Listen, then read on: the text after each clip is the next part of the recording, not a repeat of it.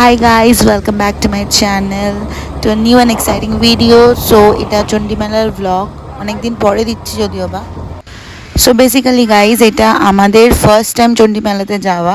আমি ছোটোবেলায় যদিও বা গেছি, বাট এ বড় হয়ে যাওয়া হয়নি, কিন্তু জনির একদমই ফার্স্ট টাইম যাওয়া ছিল। আর গাড়ির পার্কিংয়ের ভীষণ সমস্যা। যাই হোক, গাড়ি রেখে তারপরে নেমে আমরা দাঁড়িয়ে আছি যে কোথা থেকে স্টার্ট করব।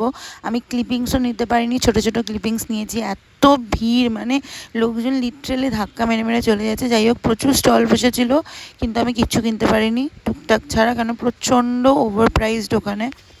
আর এই পোড়ামাটির এগুলো আমার এত ভালো লাগছিলো। এখানে গাছেরও স্টল দেখলাম আমি, মানে এই ফার্স্ট টাইম মেলাতে দেখলাম গাছেরও স্টল বসেছে। যাই হোক, প্রচুর দোকান ছিল আর সেম টাইপেরই দোকান ছিল। তো আমরা টুকটাক জিনিসপত্র কিনেছিলাম, খুব একটা বেশি কিনিনি। তো এত ভিড় ছিল। আর তারপরে আমরা এগিয়ে গেলাম এই মন্দিরটার কাছে। এটা হচ্ছে বিপত্তারিণী মার মন্দির। আর এই মন্দিরের ঠিক পাশেই রয়েছে যে আসল মা চণ্ডীর যে মন্দির ওখানে। বাট আমরা কিছু কারণবশত উঠতে পারিনি।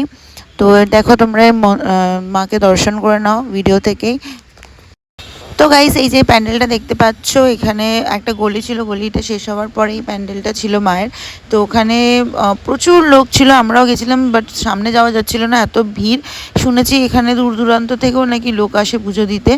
তো এই যে মায়ের দর্শন করে নাও এখান থেকেই। প্রচুর খাবার অপশান থাকা সত্ত্বেও আমি স্প্রিং পটেটোটাই খাই আমি যেখানেই যাই। আর ওখানেও খেয়েছিলাম, প্রচণ্ড গরম ছিল।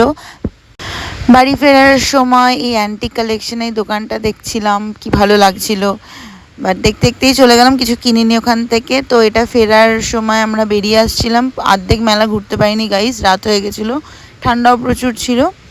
তো ব্লগগুলো যদি ভালো লাগে একটু প্লিজ লাইক শেয়ার কমেন্ট করো, ভালো ভালো কমেন্ট করো। Till then take care.